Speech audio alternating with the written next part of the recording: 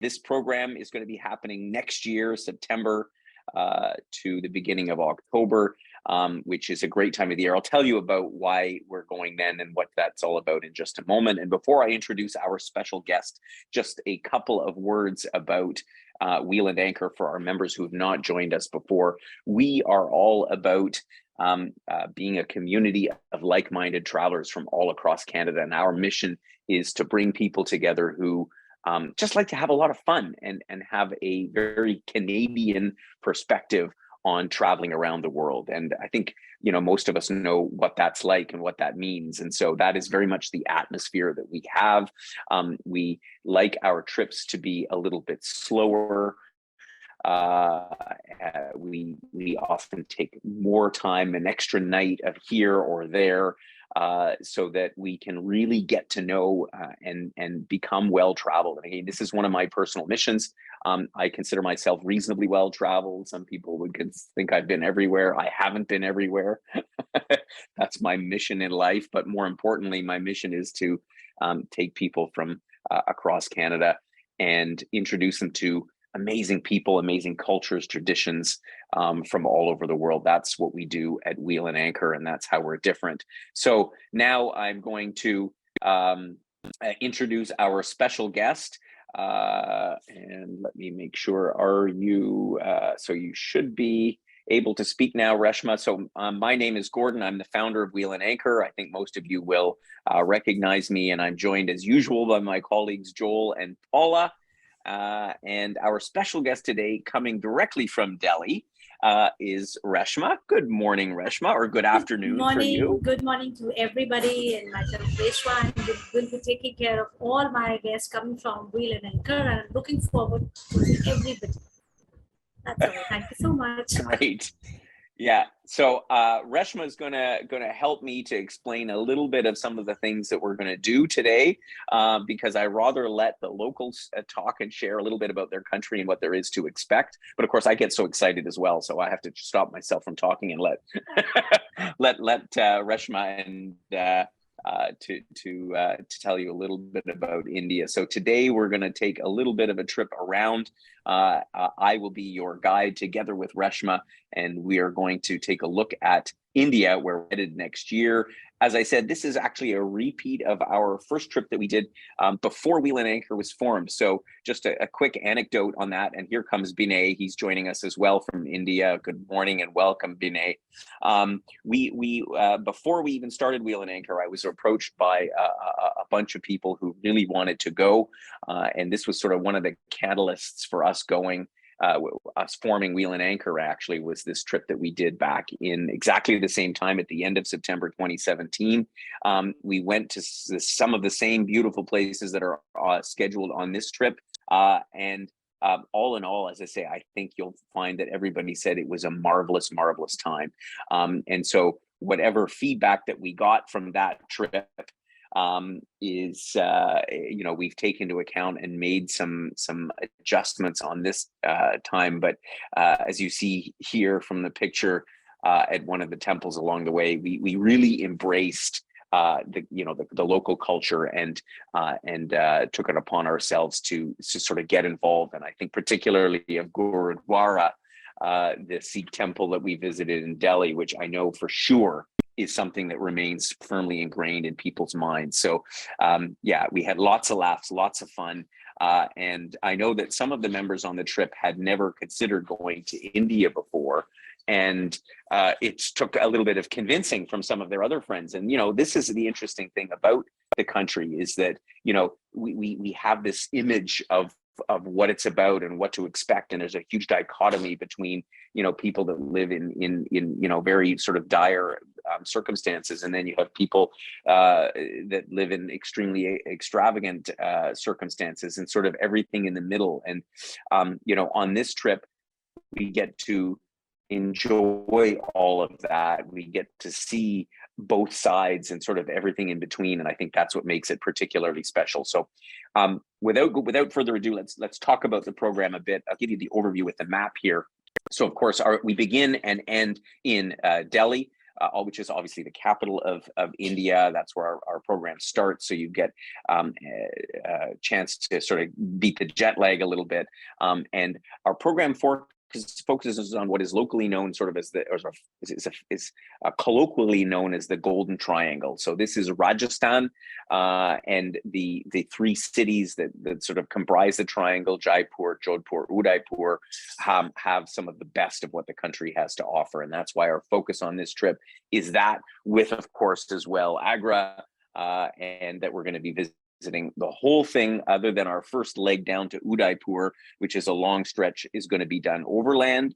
So we're going to be traveling by very comfortable coaches, and getting to see a lot of the countryside, which is really a part of what makes the journey interesting. So let's jump in day by day, and I'm going to get the help of both Binay and Reshma to tell me about some of the things that we're going to see. So you're going to fly in to New Delhi, of course, big city, big airport, and the ideal hub to start. And then we're going to pick you up, Reshma and her team, at the airport, and you'll be whisked in style. And then you'll arrive at the Leela Palace. And this is where the jaw dropping is going to start, because I tell you, when I walked into this hotel, when all of our guests, we all sort of stood there like, wow. And I must say that we did this again because the hotels on this trip, most of them are the same as before because you couldn't get better. We did change a couple of them. And maybe, Reshma, you want to say in your own words a little bit about the Leela Palace and why it is such an incredible property. Are you there, Leela? Oh, there we go. Yeah, the Leela Palace is one of the most iconic hotels of Leela Hotels in Delhi. It is located in the south part of Delhi, which is amazing. There was a lot of happening in and around the hotel. The restaurant, the food is amazing. The rooms are amazing, and the service levels are impeccable. So I'm sure whosoever has not visited India or have not stayed in the Leela Hotel, they're going to have the best of the time of life. I'm sure they will enjoy their stay in this hotel. You can believe in me, the hotel is one of the best, which I personally like Leela for their food.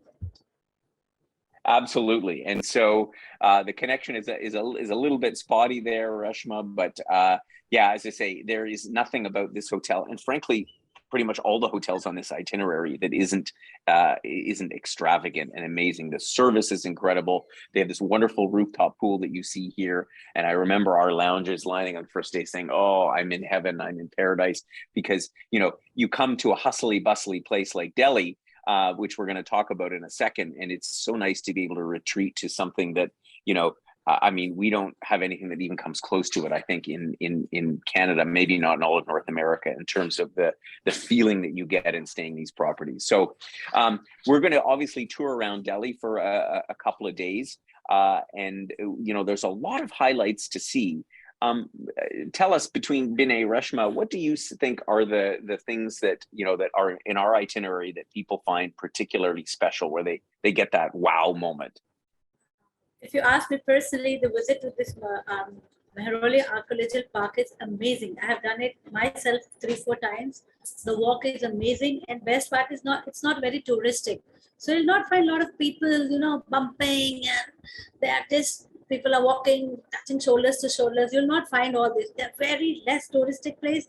Will a beautiful walk, a lot of monuments inside this archaeological park. So you'll get to have a lot of history and culture. The guide will be explaining you a lot of things about the history, but the walk is very beautiful. That entire walk is about an hour and a half or so, and it's amazingly good walk. And it's significant because this is the 7 cities that Delhi was basically founded upon, is what you'll find inside this archaeological park. So you see so many things that are, again, integral to the city's history. We're also going to visit some significant monuments like Qutb Minar, which, again, a magnificent park. Tell us one or two things about this place and its importance in Delhi as a whole. So when you're doing the city tour of New Delhi, this is something which you just can't miss. It is one of the tallest stone minaret in the world. So it has got 7 stories, but however, they are close, so you will just walk around the place. The place is very beautiful. The monuments, the ruins are very beautiful. So I'm sure everybody will enjoy this place alone. It's got a lot of history as well, but the walk is very beautiful in this monument. So this is the main, There's yeah. there's lots of great walks. And again, what's interesting about the selection of things that we put together, because let's face it, you could spend weeks in Delhi visiting all the different things, but it's a melting pot of cultures. It's a melting pot of religions, of course, Hindu being the principal religion in India, but we visit, for example, places like Qutb Minar and the Jama Mosque, which is the largest one in Asia. So we get an understanding of how all the cultures, religions are particularly missing together in Delhi. So I must, if you allow me, the culture, Yes. if you visit New Delhi and Old Delhi, these are two, if you ask me, these are two countries. The culture and Old Delhi is amazingly good. There are little narrow lanes, you're walking, the rickshaws are there. And whenever you get to see the New Delhi, it's entirely all together a different world. So Delhi will offer you the taste of the Old Delhi as well as the New Delhi. So you'll have the confluence of both the cultures, the modern and the old, the places, the way Indians used to live earlier. They are still following the same pattern. They're walking around in the narrow lanes. They are getting their groceries from the shops, which you'll see something like this. Wherever we have got the bigger places like what you have in entire Europe and North America, where everything is in one building, you go, you choose your grocery and all that. So it's a combination of two different worlds in one city. That's what I can say that. Absolutely. And that's our memory as well. You get into the old part of Delhi, you go down to the spice market and we'll get chauffeured around in pedicabs. And, that's the first moments when you'll really have the feeling like, wow, I am in India, and the hustle bustle of people, and there'll be cows on the street. And, you remember where the hotel that you're staying at, and some of the grand and modern buildings and the buildings that come from the colonialist era. Delhi is an absolute wonder in every single direction. And so, it's, again, 2 full days is barely does it justice, but at the same time, you'll get a great feeling from the city before we hop down on the next leg of our tour, heading into Rajasthan. We'll fly down then to Udaipur. And this picture, if you look at the background, you will undoubtedly, or most likely, particularly if you're a James Bond fan, you'll recognize the scene in the back is the Lake Palace of Udaipur, which of course was featured in the Octopussy in the James Bond film way back when, and ever since then is perhaps one of the icons of the city. Tell us a little bit more about Udaipur. I know we enjoyed it thoroughly, all the lakes and the water, but let me leave it to Binay and Reshma to tell us some more about it all. So Udaipur, if you ask me, it is one of the most romantic places in the world, not in India. I've traveled to Europe, to the US and all that. So this is one of my favorite places, not being because it is in India and I'm in India and I like it, but the city has its own charm. When people are in Udaipur, you feel the peace and the tranquility, especially when you're staying in the hotel like Leela. Most of the people prefer staying at the Lake Palace, but if you ask me personally, I prefer staying in another hotel because seeing the Lake Palace in the night is beautiful, which you can't do it when you're staying at the hotel. So if Exactly. if the clients ever ask me, I always tell them stay in Leela Palace and then see Lake Palace from the hotel. So that is how it is. It's amazingly beautiful city. The hotel is absolutely gorgeous. So you will This is love exactly it. the point. And yeah, Reshma makes a good point because. Sorry, go ahead, Binay. Yeah, I'm telling that in Udaipur is totally the opposite in contrast with Delhi. While in Delhi you will be seeing hustle and bustle, the chaos and everywhere chaotic conditions, and in Udaipur you will find it completely at leisure. Yeah, absolutely. And so we the last time we actually did stay in the Lake Palace in the hotel, but to Reshma and Binay's point, it's actually far nicer to stay in the Leela Palace on the lake and look at the hotel, because lit up at night, it is magical. And if you're inside, you can't really see it. And it's a bit of an older hotel. It's a little bit dated. So, you can't go wrong again, Leela, the same chain, the same brand as we stayed in Delhi. Yeah, I mean, magnificent. There are hardly words to describe this hotel and what it looks like. So from there, we're going to be touring around this amazing city. And I remember the City Palace again, which I think scenes of it were also featured in this James Bond movie, but it is gigantic. And there's so many facets to it, and narrow passageways, and, you know, this style of room and that style of room. Anyway, please let me again. You please tell us from your perspective about a little bit about Udaipur and some of the things that we're going to see there. Vinay, would you be telling the itinerary of Sudan? We will be visiting the City Palace, which is very gigantic, and the beauty of this palace is the present Maharaja Shriji himself is at one part of the hotel.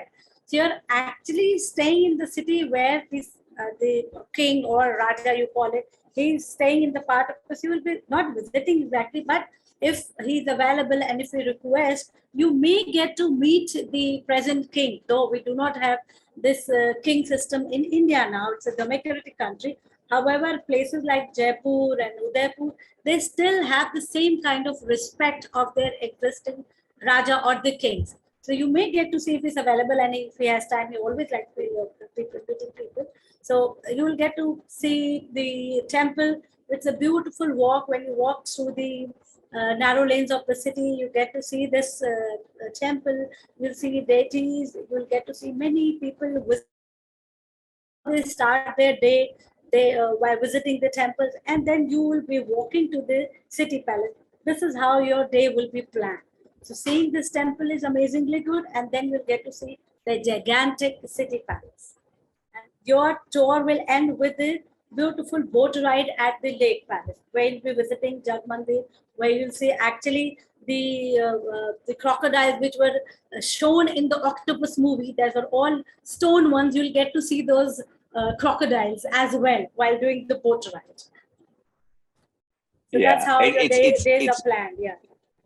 Absolutely. It's nonstop. And I can remember us walking around in the old town in the markets, and we've allowed lots of time as well, so you can venture out on your own and see. There's a chance as well to see the Darodar dance, which is pictured in here, which I think is planned for later in the afternoon that day. And this is a special local sort of a traditional local cultural dance. Is that right?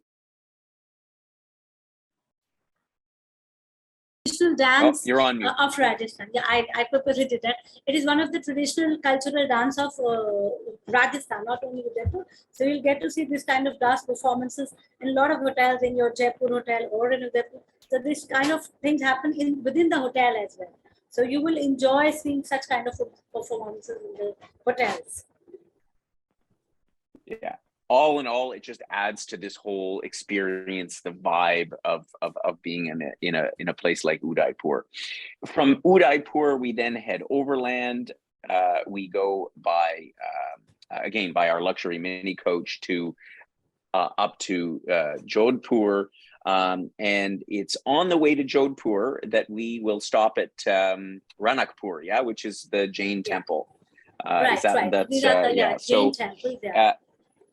So we didn't put a picture of it in here, but I have to mention it because, again, it's one of those things that, when you get an itinerary like this, it's so packed full of stuff. You often miss some of these things. And I know when we showed up in Ranakpur and it was just like, it was like a paragraph. We're going to go to Ranakpur and the Jain temple.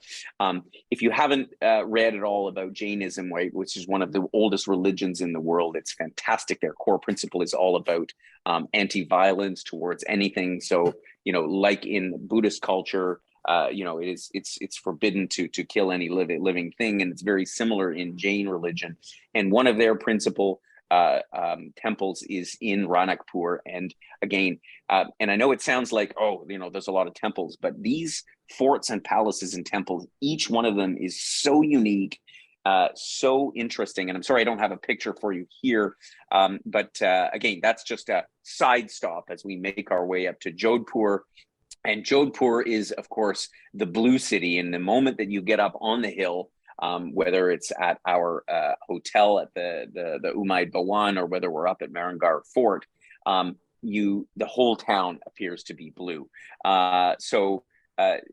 Give us a sense of the experience that we're going to have in Jodhpur, some of the things that we're going to see. And unfortunately, we didn't get photos from the hotel in time, but I'll tell you a little bit about that in a second.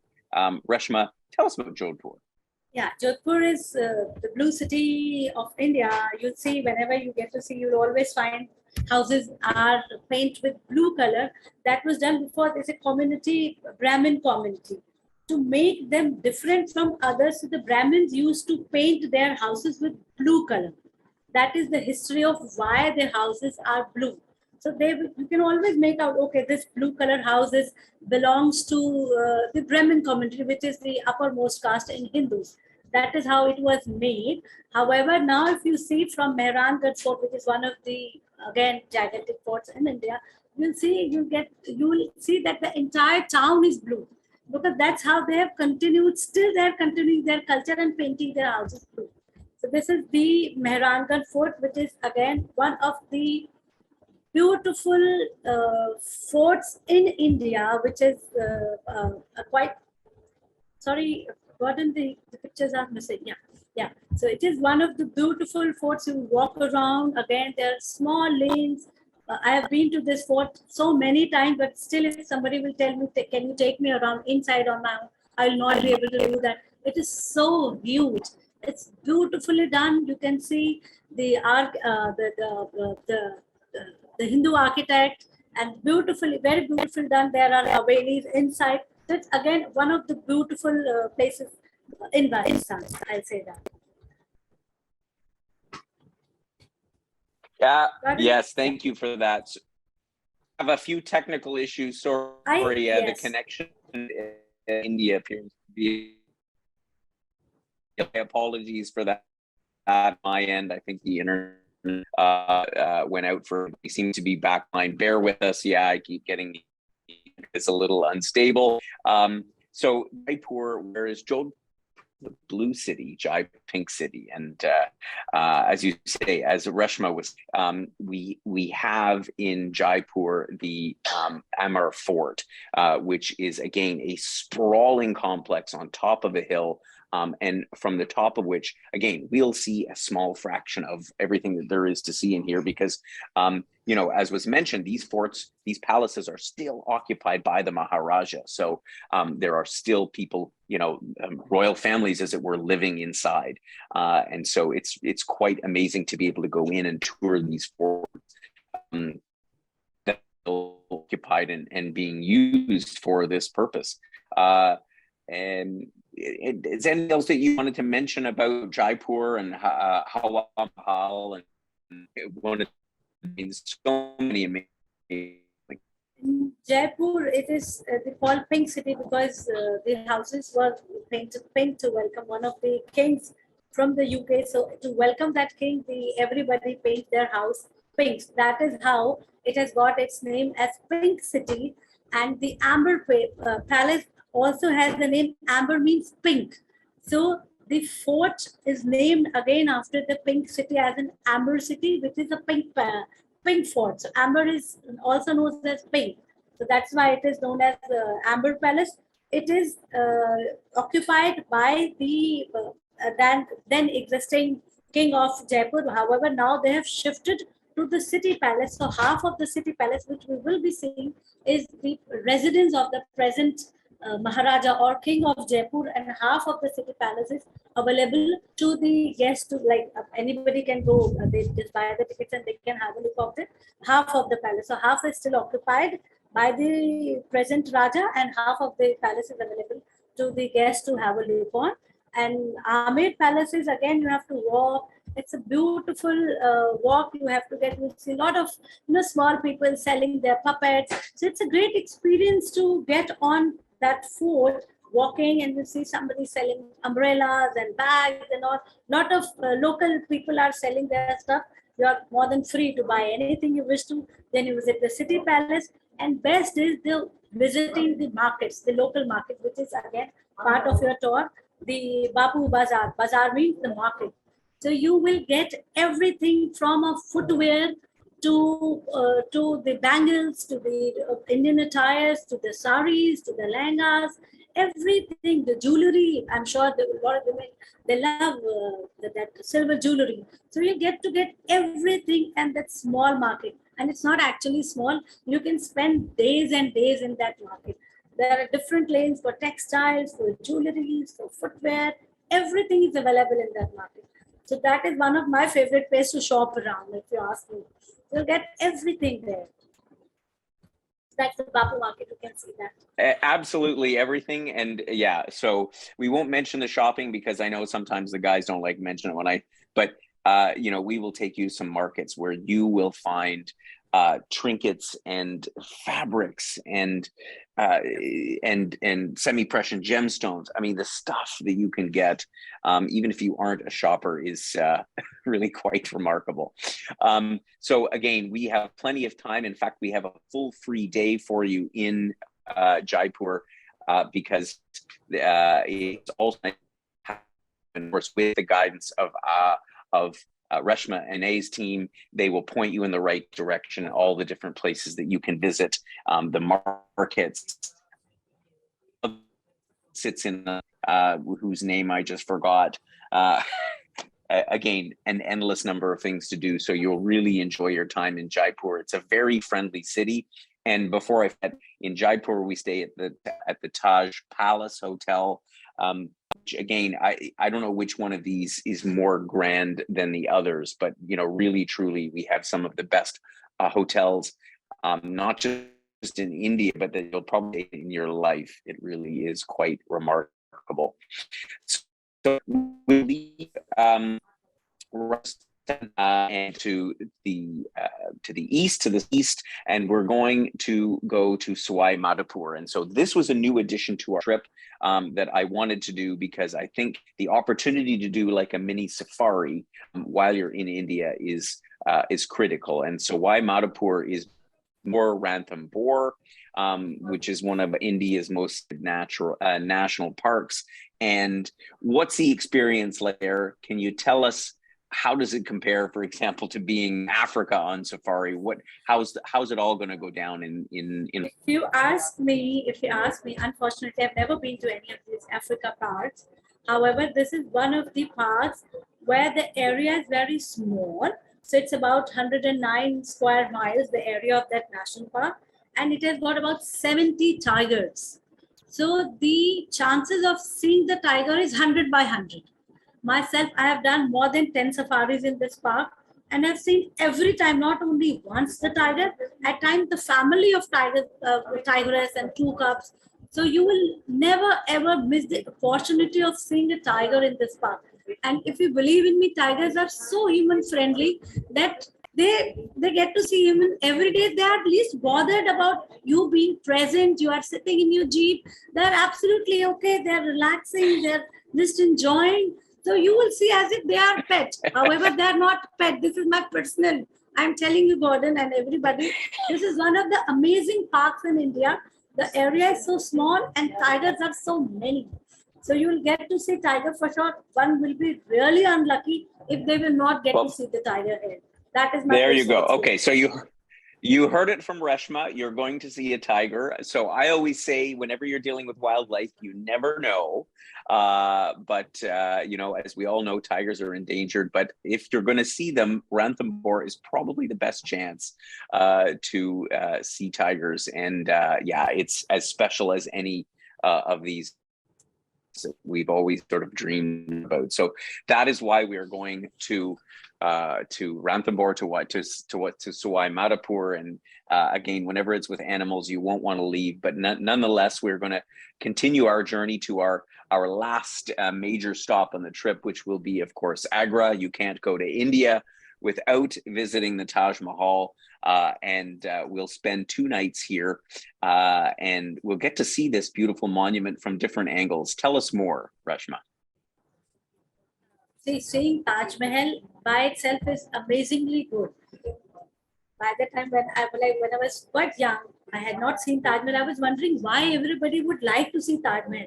But you believe in me, Gordon, the moment when I saw first time the tiger, I could see the beauty is amazing. I was so mesmerized by seeing this beautiful moment that I was just watching, kept on watching for about 15-20 minutes just to get everything into my eyes. It was so beautiful, and it is so huge that there are so many people, even then you'll not miss the sight of the Taj Mahal because it's very huge. So you will love seeing Taj Mahal from every nook and corner, and we'll be visiting Taj Mahal in the morning, which is very beautiful time to see the Taj Mahal. When the sun rays are getting onto this monument, it becomes more beautiful.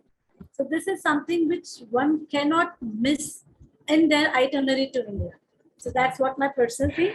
And then we'll be seeing the Mehtab Bagh and other places. But this is something what cannot miss it. It is very Yeah, beautiful. yeah, absolutely. I mean, again, the passion is evident. Seeing the Taj Mahal is one of those things that definitely sends a chill down your spine. I put it right up there with, standing on the Great Wall of China and these other really iconic monuments from humanity. When we arrive in the afternoon, we'll first see it from across the river, so you'll get a glimpse of it from a distance. But we'll go at sunrise. It's the best time to go. The air is the clearest, and simply to see this thing being lit up by the sun as it's rising, I'll tell you, it is an incredible experience. And so Taj Mahal will be a fitting stop for our last full day in India. We'll then continue back to Delhi. For those who are going to wrap up their trip to India, we'll have had 2 amazing weeks. And so you can either fly back home, or we've put together 2 optional extension programs because there's so much to India that we wanted to give you the opportunity to give us what we think are great ways to tack on a few extra days. The first of which is Kerala. And Kerala is in the southern part of the country. So India, of course, as you know, is like a triangle down into the Indian Ocean. And Kerala is on the southwestern part of the triangle of India. And it is a totally different vibe because you're further south, the weather's warmer, it's more tropical, you can see the palm trees. And Kerala is also a very wealthy province in India, and it's known for its backwaters. So again, Reshma, I have to defer to you. Tell us about the experience. I know I have great memories in Kerala, but what can we expect to see on this extension trip? Vinay, can I request you to talk about backwaters a bit? Vinay, can you hear me? Vinay? Yes. So in Kerala, while you have said that it's being important for the backwaters, while you are staying there, we will be taking them to a village named Kumbalangi. In Kumbalangi, you have seen that how the cars, yarns have been made, how they have been using the after-used coconut shell for the cooking purposes, for their day-to-day use purposes. You see how the local fishermen use the Chinese fishing nets for fishing purpose. You will see how they used crab, get hold of the crab for cooking, and other village activities like climbing up on a tree to bring down a toddy, which is used for cooking as well as for the drinking. It's a kind of a local alcoholic beverages you can see. Then post lunch you will be coming back to the city where you will visit the city too, like Metal Palace, which is also known as Dutch Palaces. Then you will go in for Alappuzha. It's actually a jetty point of Alapi where you will board in a houseboat for a day trip. Local traditional houseboat is now being commonly named as the Ketuvalam. They are made of the bamboo sticks and a jute and a coin yarn that has been made up. You will experience how to cruise between the narrow canals of these Vembanad, how to see the local villages performing their day-to-day daily life, and then you will be coming back to the Kochi to take a flight back to your onward destination. Exactly. So as just to repeat what Binay said, the connection was a little bit choppy there, but one of the highlights will be spending a night on the backwaters in a houseboat, much like the one that you see here. You have a captain, somebody driving the boat on board. You have a chef on board. You get served your meals on the houseboat. You'll stay at an idyllic spot among the rice paddies. all of these channels and canals were built up. So what's fascinating is that you're going on these canals that are like highways of water, and that all of the rice fields and so on are actually below you. So, the whole engineering of the whole thing, it's just really quite mind-boggling. It's a very an amazing spot. We'll also stay right in Kochi or Cochin, which was a British fort back in the days of the colonial era, at one of my favorite hotels called Brunton Boatyard. I remember having a lovely stay there myself, and this town, which is full of tall palm trees, and you have the Chinese fishing nets along the coast, and you get a wonderful, sublime sense of India that is so different than what you find in Delhi and in Rajasthan and so on. So I highly recommend the visit to Kerala, to Kochi, and as Binay was describing about the weaving and so on that we'll see coconut shells. There's so many cool crafts and things that we'll get to visit along the way, and the Cherry Palace in Alappuzha, again, a phenomenal example of the artistry that you have in these different buildings. It's really, really quite amazing. So this is one of our options for a extension for a few extra days in Kerala, and the second extension program that we have for you is up to the north. So this is a little bit different. This is for the people who like to pamper themselves a little bit, to relax after a trip around India. We're heading to Narendranagar, which is up in the foothills of the Himalayan mountains. You get a good sense of where the Ananda resort is located, with this incredible view. Reshma, tell us a little bit about Ananda. This is a very famous place. So I understand all the Bollywood stars go here for their treatments. Yeah, this is one of the places where people love visiting to get themselves pampered. So if you would like, after the long, hectic trip, to get yourself pampered, get some beautiful massages, head massage, or your body, this is the place to get on. 3 to 4 nights stay is amazing. However, they have a lot of different packages for detoxification and all that. So it is entirely up to you. If you would like to go for a lengthier one, it is okay. Otherwise, you can stay for a night or two just to relax yourself after a long, hectic travel of North and South India, or maybe North to there. So the travel from Dehradun airport is a beautiful drive. You're going to drive for about an hour or something to reach there. It is located on a hilltop. So you get to see the entire city. In the evening, you can see all the houses are lit up, and it looks beautiful to see this villages around this hotel. So this hotel is a beautiful place. It used to be the residence palace of one of the kings of the Uttarakhand and all, but now it's converted into a hotel, and it is one of the most beautiful and preferred hotel for their therapies and beauty packages and all that. So for all ladies, this is a must to visit. So men can also go ladies, there. But that's what men can also go there, I said. Yeah. So just a quick word. So Ayurveda is a term that you may or may not be familiar with. It is an ancient Indian form of medicine, which is still very much in use today. And in fact, I've been in India on an Ayurvedic cure, on an Ayurvedic program myself, many, many years ago. And if you haven't tried it before, it's like alternative medicine, like Eastern medicines and so on and so forth.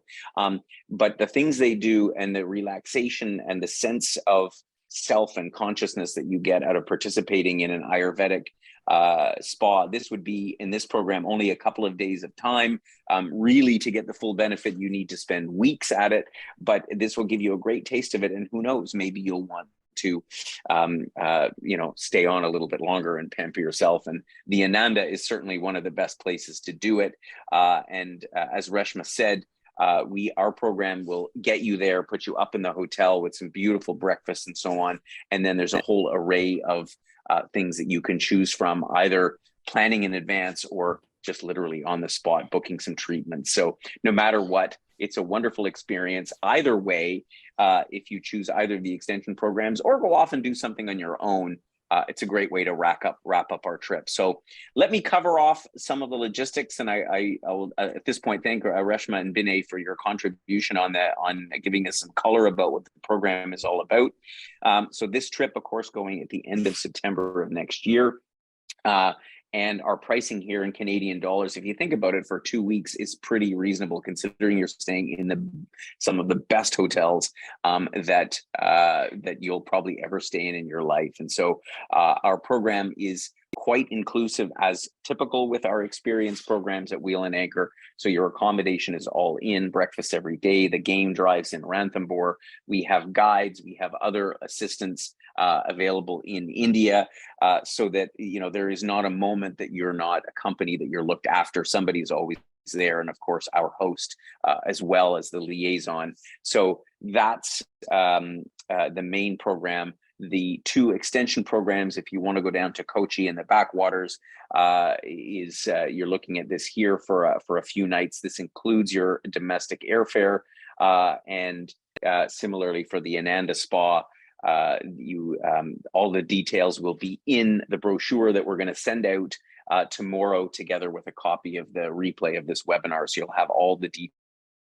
And again, for both our extension programs as well as for the main program. Of course, as usual with our programs, we arrange the airfare separately. We are happy to facilitate that for you, and the e-visa for India, all of which can be done in advance. And that's, as I say, will be set out all in our program itinerary that will come out soon. Getting to India, relatively easy, particularly from Toronto. We have nonstop flights on both Air Canada and Air India that go directly into Delhi, but you can tap into those from any parts of Canada. It's a relatively easy place to get into, even if it's a bit of a long journey. But again, the fact that you can make one hop from Canada over makes it better. The prices there at the moment are actually a little bit lower than what's shown on there. But as usual, prices are a little bit all over the place. So we'll be looking out for those about 10 months in advance when the airfares for the next year become available. And so now it's time to answer any questions that you have about the program. So if you have thought of something, what about this and what about that? And I saw a couple. Oh, we lost your volume, Gordon. Any questions? You're back. From our members or myself, of course. We had a question come in from Ingrid. You're on mute, I think. At least no, I can't hear you. It's me. Okay, yes. I'm not. You're sorry about that. I think it's you. Welcome to Canada and the internet. Yeah, no comment. Ingrid was asking a question with regards to bartering at the markets, and just to clarify, she meant exchanging goods, not bargaining. Reshma, would you say that's common, that that locals are looking to do an exchange of goods at the markets? Oh no, sorry. Okay, she's re-clarifying. She actually did mean bargaining. She said that I did not mean bargaining. Yeah, I read it. Yeah. Okay. So yes, I would say yes. Everyone's willing to negotiate or bargain. Yes, you're free to do bargaining. I must tell you. Now, the foreigners who are traveling to India, they do better bargaining than we do in India.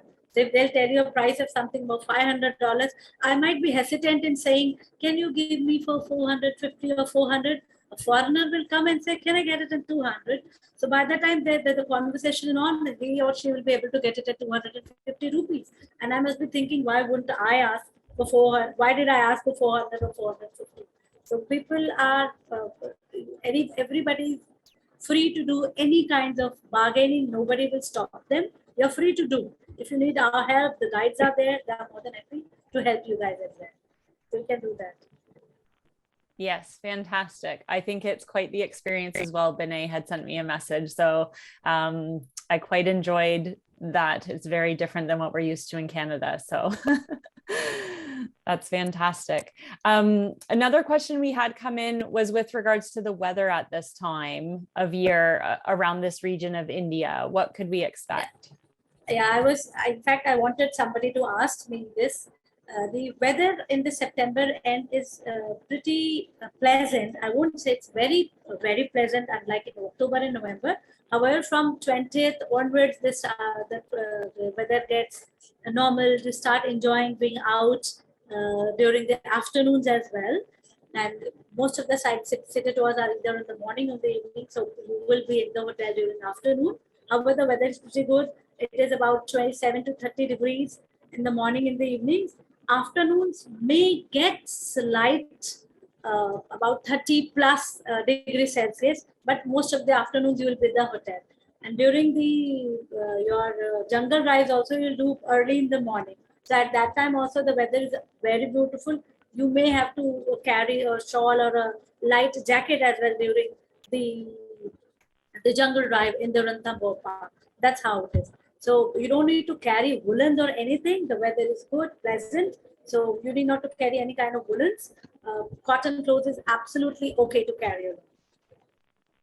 Perfect. And Thank so you let me very just add to that. Let me just add to that briefly. So when we went at exactly the same time 5 years ago in 2017, and we found the weather to be perfect.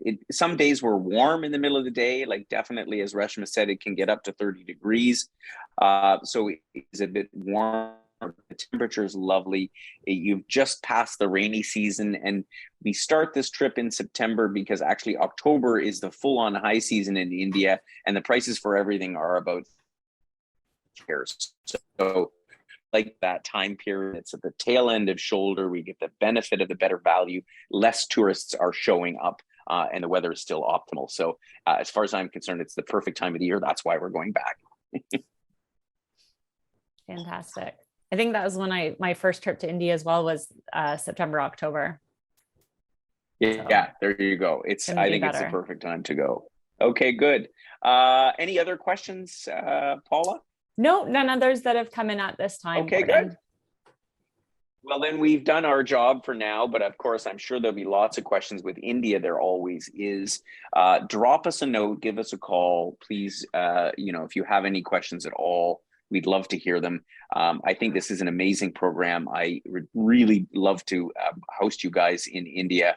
As I say, I have such fond memories in putting this webinar together about our trip from 5 years ago. Can't go back. Join us. Stay tuned. Upcoming webinars, which later this weekend. If you've been following our website, you'll notice we've been having some issues with our servers over the last couple of days. Apologies for that. They're trying to get everything straightened away. And thank you for your patience.